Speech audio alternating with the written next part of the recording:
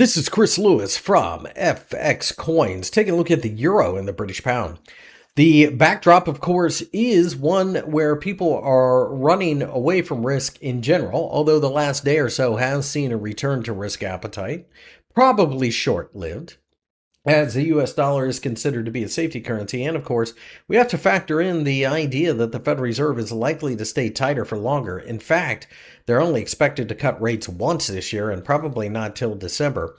This is a game that we've been playing for a long time, where the market gets excited and they start selling off the dollar because they think the Fed is going to come riding to the rescue by cutting rates.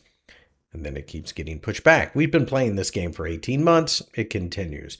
At this point, I do believe that the euro is probably going to end up being one of the weaker currencies, mainly due to the fact that the central bank is on hold. And of course, more importantly, Europe is going to have issues with energy. I'll be watching this area right around 1.16 for signs of exhaustion.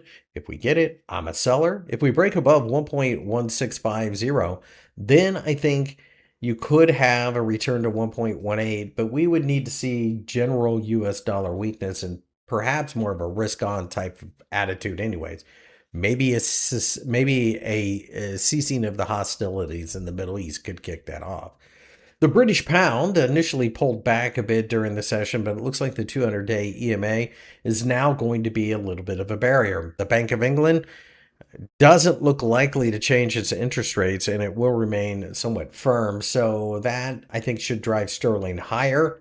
Maybe not against the US dollar like it will other currencies, but I'd be looking to short somewhere near the 50-day EMA. Remember, we have central bank decisions tomorrow in the US, Thursday in England, so a day or two of patience might be necessary here.